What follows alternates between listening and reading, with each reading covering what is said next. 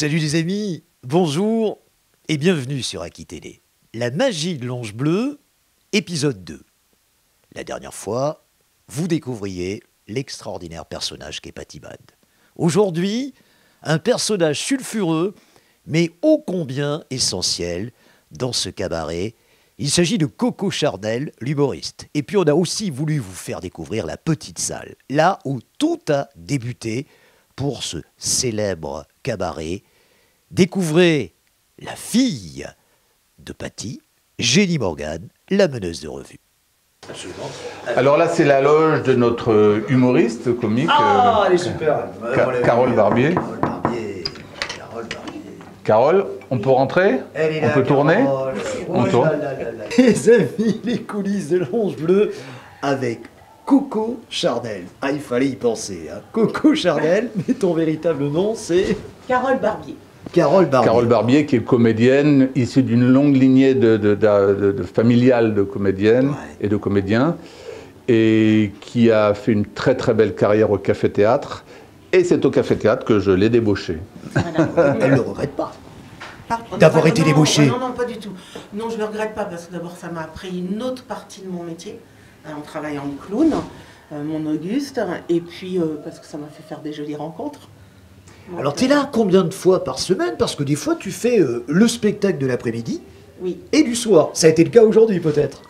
Non, non, aujourd'hui, on a fait que soirée. Aujourd'hui, ça jouait pas, il n'y avait pas eu un spectacle. Aujourd'hui, c'était juste des repas. Il y a eu 1500 personnes en repas. Voilà. D'accord. Voilà. Mais sinon, oui, je fais quand je suis là, enfin, voilà. Mais c'est pas régulier. Pas doublé. Oui, voilà. Alors ça, En c'est gros. quand même la spécificité de l'ange bleu. Hein. Oui. Vous avez des gens extrêmement variés. C'est le musical dans toute sa splendeur. Oui, c'est-à-dire qu'en fait, la spécificité de mes spectacles, c'est de mixer des genres. Ouais. De faire en sorte que, bon, après, ça s'est fait, ça continue à se faire dans le cabaret, mais moi j'adore ça, c'est-à-dire qu'en fait, mettre des attractions, des gens qui sont polyvalents, qui sont multi-cartes, des ballets, des chouettes chansons, et puis évidemment de l'humour qu'il faut écrire, qu'il faut travailler, qu'il faut répéter. Et ça depuis le début. Les faux serveurs. Il faut serveur. Qu'est-ce qu'il y avait comme gag dans les années quand ça a démarré? T'en avais beaucoup. Hein. On avait les voisins Ouais. qui arrivent parce qu'on fait trop de bruit. On avait la voiture qui brûle sur le parking. Ouais. On avait la balançoire dans le public. On avait les faux serveurs. On avait Madame Chombier, qu'on cherchait Madame Chombier. Tu as connu ça, Madame Chombier? Non. Un type qui livre des fleurs, qui cherche Madame Chombier dans toute la salle, qui emmerde tout le monde. Madame Chombier, Madame Chombier. Et c'est d'imaginer s'il y avait vraiment eu une Madame Chombier.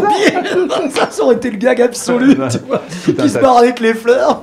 Tout un tas de choses comme ça délirantes. Et en fait, quand on a lancé l'Ange Bleu, Ouais. on était parti sur cette idée-là. Moi, mon idée, c'était d'en faire encore et encore et encore, de telle sorte que quand le spectacle commençait, Ouais.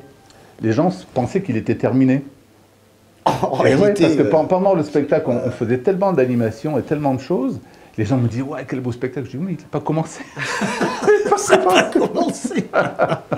Et après, le spectacle démarrait. Et après le spectacle, on continuait, on raccompagnait les gens dans les voitures, dans les bus. J'avais mis en place un système avec un chanteur qui chantait des grands airs d'opéra a cappella dans le bus démarrait. Et j'avais un travesti comique qui venait chercher le chanteur, disant maintenant descends, descends, descends. Il descendait en marche, on leur faisait au revoir et je leur disais, ils sont complètement Ça, fous. tu pourrais plus le faire aujourd'hui parce que ça a pris une ampleur telle que Ouais, c'est on plus peut possible. plus, il y a trop de monde maintenant. C'était à l'époque où on faisait 100, 200 personnes, ça allait. On fait un ouais. petit peu plus aujourd'hui. Oui, oui, oui, oui, oui. Alors Coco, toi tu as ta ligne de conduite, j'imagine que tu as ton scénar, mais il y a une part d'impro quand on est humoriste, évidemment. Le scénar, c'est Patty qui s'en occupe. Certes, mais est-ce que tu t'arrives, est-ce que Alors tu lui oui. laisses un petit peu de champ libre? Oui, ben oui. Il me laisse beaucoup de champ libre, il est très très cool pour ça et très patient. Et tu t'en prives pas, j'imagine. Et je m'en prive pas. Non, Faut non. que tu t'amuses aussi. Ben oui, non, puis c'est parce qu'en fonction du public aussi, on voit comment ça réagit. Donc il y a des fois où, quand le public est plus jeune, je vais aller chercher des références avec les Avengers ou des trucs comme ça, un peu plus voilà, d'actualité. Quand le public est un peu plus âgé, ben, je vais chercher d'autres choses, etc. Et puis moi j'ai fait beaucoup d'impro.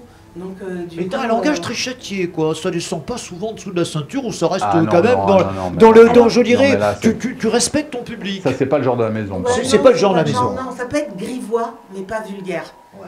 ce qui est le cabaret à la base d'ailleurs, hein, c'était grivois. Oui, enfin, nous, on n'est pas grivois. Hein, voilà, on est coquin, ça peut oui, être. c'est coquin. Ouais. Impertinent. Voilà, Impertinent, oui, l'impertinence, il n'y a voilà. pas de souci. Et puis, ça reste toujours gentil, hein, c'est-à-dire qu'on essaie, on met jamais le public mal à l'aise. Voilà. Et c'est aussi la raison du succès. Il a quel âge votre public? Ah ben, c'est une palette très étendue. Maintenant, depuis 2 ans, depuis le Covid, Ouais. on a vachement de jeunes. Hein. Oui, il y a On a beaucoup de jeunes, ça, à partir de 20 ans, ça commence. Hein. Ouais, c'est pour ça que je vous disais, des fois je fais des références aux Avengers, je me suis un peu mis dans les clous des séries télé et tout ça. Oui, le public maintenant Ouais. était très rajeuni. On faisait 60% de seniors avant le Covid, et là, on en fait 20%, quoi. Ouais. La tradition du musical, c'est un public, celui qui vient à Paris, qui allait au Lido ou dans des grandes salles de spectacle, c'était plutôt bon, le gars qui avait 40 ans. Hein, On ne fait pas du tout le même travail. Mais c'est pas le même travail. Non, c'est pas du tout le même boulot. Parce que ça, les établissements que tu cites... En même temps, là, vous travaillez avec des gens du troisième âge, ça vous arrive. oui, mais assez tu vois, le régulièrement. Lido, le Moulin Rouge, même le Crazy Horse à Paris, ce sont des établissements qui ne travaillent qu'avec les étrangers. Ouais. Les étrangers qui sont de passage, ils vont au Moulin Rouge comme ils vont voir la Tour Eiffel, tu vois. Et donc, c'est des gens qui C'est une viennent institution. une fois, donc Ouais. ils veulent des clichés, des choses un peu intemporelles du cabaret, comme ils imaginent de Paris, les jolies petites femmes, les plumes, etc. Nous, on travaille pour une clientèle française, essentiellement française. En même temps, vous avez du French Cancan dans le spectacle. Ah oui, bien sûr. Les Ça, bons- c'est indispensable. les Ça fait bons titres partie de la. traditionnels, on les conserve. Mais, enfin, si je peux me permettre, Patrick, moi ce que j'aime bien dans ce qu'il a fait, de ce qu'ils ont fait à l'Ange Bleu, c'est que c'est vraiment, quand il dit c'est du cabaret musical, c'est vrai que c'est du cabaret musical parce qu'il y a un petit fil conducteur, c'est pas juste des tableaux les uns derrière les autres, on embarque les gens dans notre univers, une histoire, je trouve, ouais. dans une histoire. C'est ce que j'ai appelé Donc- à l'époque la comédie musicale. Voilà, et du coup, moi, venant plus du théâtre, hein, parce que j'ai commencé en scène nationale, puis après je suis allée vers le divertissement, enfin j'ai un parcours assez atypique, et ben du coup c'est ce que j'aime bien ici, parce que du coup ça me permet de construire mon personnage, d'avoir un fil, de savoir qui il est, un peu comme au théâtre, quoi. Est-ce que tu es réembauché pour le prochain spectacle qui va démarrer à la rentrée? Qu'est-ce qu'il en dit le patron? Bah, Est-ce tu- que tu- Lille- tu le sais est-ce bien que- que non. Oui, voilà. Donc je voudrais passer une annonce. Si quelqu'un a du travail pour moi, à partir de septembre, ça serait gentil. Mais non, c'est faux, c'est une blague. C'est une blague. Non, c'est une C'est blague. comme les faux serveurs là. Là, c'est- Voilà, c'est- non, non, ouais, voilà. bien sûr. Non, non, Tu non. t'es réembauché quoi. Ouais. Non, mais je m'accroche. Hein. Tu peux plus se débarrasser de moi. C'est une véritable sensu Coco Chardal. Bon ben les amis, qu'est-ce qu'on fait maintenant? On continue. On continue, on était ravis de te voir, et puis on va t'observer et on va te voir sur la télé bien sûr, hein, Bah, puisque ce bah, soir bah. on filme le spectacle dans son intégralité, Ah, dont d'accord. l'humoriste de service ses amis. Allez, on y va. C'est sur Aki Télé et c'est uniquement sur la télé d'ici. Et là, on va passer sous la scène. Et bien on va aller sous la scène. Allez, on y va. Voilà. On poursuit nos investigations à l'Ange Bleu et on est sous la scène, on entend On est certainement- pile sous le plateau. Oui. Alors donc là, ça c'est le pont de levage. Oui. C'est un des systèmes de levage et on voit d'une part tu as tous les décors qui fonctionnent. Vous allez peut-être le voir fonctionner tout à l'heure si vous venez en caméra tout à l'heure. Et on fait aussi on amène aussi des artistes. Ça c'est le tampon. C'est l'ascenseur, c'est le système qui avait été inauguré par Michael Jackson, qui jaillissait sur la scène. Voilà, c'est ça. Voilà.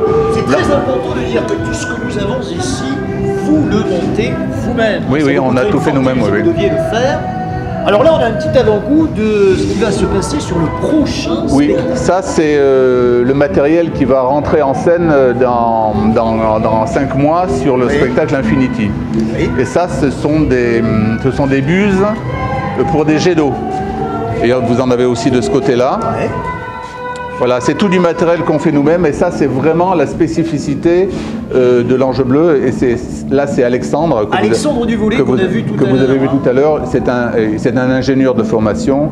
Il a une compétence absolument infinie. En plus il adore ça, mais il n'en demeure pas moins que pour un directeur, c'est lui qui conçoit, qui pense, qui gère toute l'informatique et la technique particulière. Alors la magie de ces spectacles, c'est quand même plusieurs composantes. La lumière, l'eau.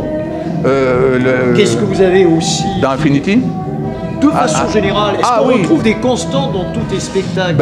La constante, c'est de laisser le public bouche bée. Bien sûr. Voilà. Et comment on y arrive? Alors, il y a la prestation elle-même, mais il y a aussi les effets spéciaux qui sont très importants. Après, c'est de l'expérience, c'est l'expérience professionnelle et on sait où on veut amener le public en gros, voilà. Et là, on a mon prochain bus. Alors, toi, tu es de la génération qui a dû connaître Priscilla, folle du désert. Bien sûr. Hein, ça te dit quelque chose? C'était les J7, ça, non? Qu'est-ce que c'était? Le film Priscilla, folle du désert, tu as connu? Je me souviens très bien. Alors moi, j'ai adoré ça. Il y a une comédie musicale qui est sortie il y a une dizaine d'années sur le film de Priscilla.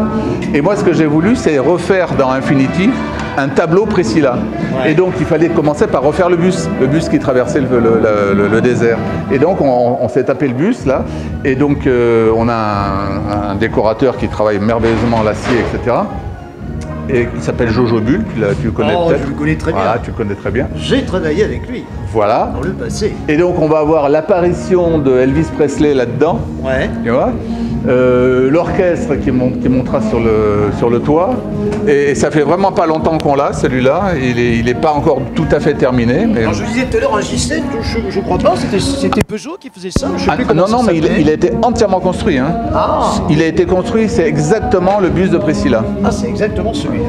D'après des images du film et des photos. Et on va avoir tous les côtés qui vont changer de couleur et il va se passer plein de choses. Il est sur un plateau pivotant. Alors, un spectacle comme Infinity, ça se pense un an à l'avance. Un an et demi à l'avance. Ça s'écrit d'abord. Ça s'écrit, on va dire, à 18 mois à l'avance. Ensuite, les décors, c'est à 10 mois à l'avance. Non, les costumes, c'est 10-12 mois à l'avance en commande, puisqu'on en fait beaucoup faire en Asie. On y va et on commande. Donc, il y a 4 mois de costume à peu près. Ensuite, les décors, c'est 12 mois. Jusqu'à la fin, les décors, c'est pas terminé. Après, il y a tout le système vidéo. Là, c'est... Mais c'est chaud qu'un spectacle tourne 2 ans à peu près, c'est cela? Ouais, 2 saisons. Et t'as quel moment de sérénité, dis-moi, dans tout cela? Il y a une petite année, la première année d'exploitation, quand on arrive à Noël, où le spectacle est en place, à Noël, de Noël jusqu'à juin, c'est tranquille.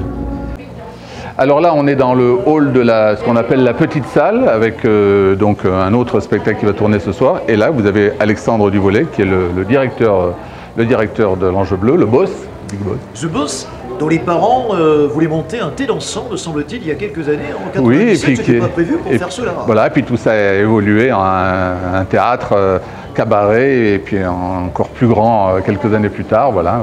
Alors on va rentrer dans la petite salle, 400 places. Oui. La première des salles. La salle historique. Très peu de monde, la première, tu le disais tout à l'heure, vous étiez combien? À la première, il y avait 23 personnes. 23 personnes. Ouais. Et aujourd'hui, il y en a 1600. On va y aller, on va suivre. Allez, on y va. Allez, on y va. Voilà, donc là on est dans la petite salle qui est en train d'ouvrir simplement. Hein. Elle est vide et vous allez la voir pleine tout à l'heure. Hein. Voilà, la petite salle. Quand je pense à cet ange bleu, je pense à des grandes discothèques comme le Macumba, le Pacha, je ne sais pas si tu te souviens, dans les années 80. Ah bah oui, tu parles. 3 ambiances, 3 disjockeys, et là c'est un petit peu le même principe. C'est ça, c'est 2 ambiances. Ouais. Rentrez, passez, messieurs, dames, allez-y, allez-y. Rentrez, vous voyez, au moins on voit qu'on est en live, qu'on est en direct, c'est génial, les gens arrivent, voilà, ils viennent de toute la France. Passez, je vous en prie. Le spectacle n'est pas le même. Non, là c'est un spectacle années 80. Qu'est-ce qu'on va leur proposer dans cette salle ce soir, par exemple? C'est très dynamique, très interactif, avec beaucoup de ballet, de la danse, de l'animation. C'est d'ailleurs Jennifer, ma fille, qui va animer ce soir. Jenny Morgan. Qui est disjockey, je crois Non, elle disjockey. C'est elle qui travaillait à The Base. Oui, elle était directrice artistique de The Base. À l'île Maurice aussi. Si non, elle, c'est sa sœur qui s'appelle Beryl, qui est à l'île Maurice, qui travaille aussi dans le spectacle, bien sûr. Et donc voilà, l'Ange Bleu est une histoire de famille. Vous avez vu tout à l'heure Alexandre, qui est le directeur, associé avec son frère, et ses parents, avec qui on a déjeuné ensemble tout à l'heure, Alain et Chantal. Et nous, c'est la famille artistique, c'est la même chose. Moi, ma femme et mes enfants. Et on s'occupe de l'artistique, et puis la famille du volet s'occupe du reste. Pour revenir à cette salle, le menu est-il le même? Ah non, c'est un autre menu. Quand on fait les années 80, Est-ce qu'on retrouve ce qu'on mangeait dans les années 80? Je ne sais pas. Est-ce que ça va jusque-là? Est-ce que ce sont des repas à thème? Pas du tout. Oui, ce sont des repas à thème, bien sûr. Par exemple, ce soir, c'est quoi? Ah ben on mangeait la même chose dans les années 80. Hein. Alors ce soir, je sais pas exactement, je n'ai pas le truc en tête, mais c'est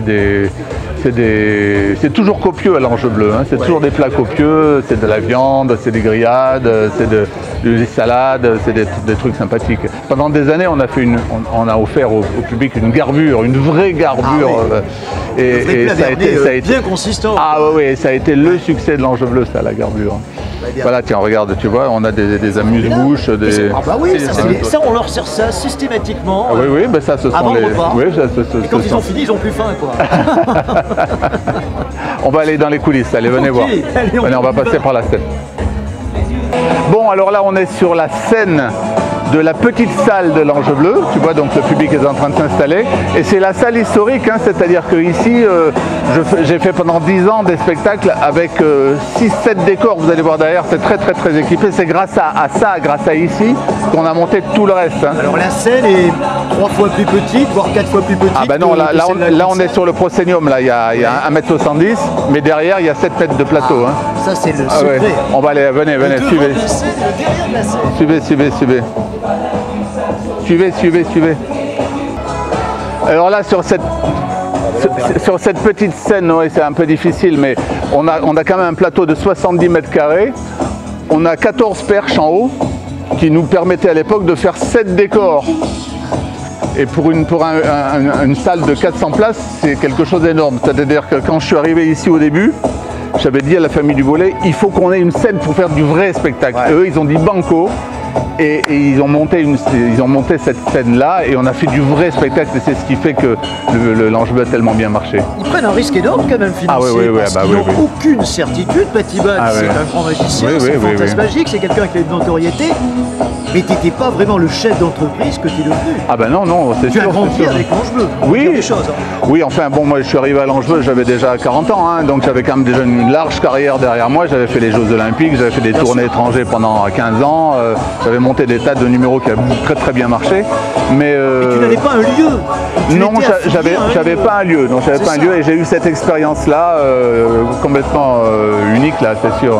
Et là, pendant 10 ans, on a développé ce lieu-là et ça a marché. On sait comment ça a marché. Hein, qu'est-ce que tu regrettes? Qu'est-ce que tu aurais pu faire que tu n'as pas fait? Parce que tu es à un âge où on ne gommera pas, évidemment, forcément. On fait le bilan de sa vie. Oh, qu'est-ce que j'aurais pu faire de mieux encore? Je sais pas, j'aurais pu être une star. Tu le regrettes? Non, parce qu'en fait, j'y ai même jamais pensé à l'époque. Non, mais j'ai eu une vie tranquille que si tu étais une star. Ah, j'ai eu une vie tellement accomplie. Alors, tu sais que je fais des conférences maintenant. Ouais, oui, j'en fais une encore samedi prochain. Je vais dans France. Ils me demandent de raconter ma vie. Alors, je raconte ma vie en images, avec des vidéos, des trucs. Bon, ça m'est tombé dessus comme ça. Il faut croire que. Contacté un agent? Non, c'est dans les cercles magiques. Ouais. C'est un peu dans le microcosme professionnel. On n'a pas dit que tu étais, ou peut-être on a dit, je ne sais pas, que tu étais le directeur de l'équipe de France de magie. Oui, directeur de l'équipe de France de magie, oui. Ouais. Donc c'est important, ça t'a permis de te mettre en contact avec les plus grands magiciens de France. Et c'est dans ce cadre-là que tu fais ces conférences? Non, c'est pas dans ce cadre-là, c'est dans le cadre du monde de la magie. Rien à voir avec l'équipe de France. Bon, ils savent tous que je suis directeur de l'équipe de France, mais c'est dans le cadre du monde de la magie. Et ils trouvent que j'ai une carrière originale. C'est eux qui me l'ont demandé. Alors j'ai monté cette conf et du coup je tourne dans les clubs. C'est des salles de 100 personnes, entre 80 et 100 personnes. Et bon, ils m'écoutent. Je trouve ça marrant. Ça fait combien de conférences as-tu fait? J'en ai fait que 2 pour l'instant. Ouais. Et il y en a plein qui arrivent. Non, c'est tout nouveau, hein. C'est tout nouveau. Ça fait 2-3 mois que j'ai commencé ça. Et c'est bizarre. Tu as une carrière absolument accomplie. Tu travailles avec les Chinois aussi à un moment donné. Je ne sais pas si c'est toujours le cas. Ah oui, alors je vais vous raconter plus tard l'histoire des Chinois. D'ailleurs, ça continue parce que là, ils me bassinent pour qu'on y retourne. Mais bon, c'est compliqué. Le roi du Maroc, je crois aussi. Oui, le roi du Maroc, oui. Le roi du Maroc, je gère ses soirées privées depuis 10 ans, oui. C'est toujours le cas?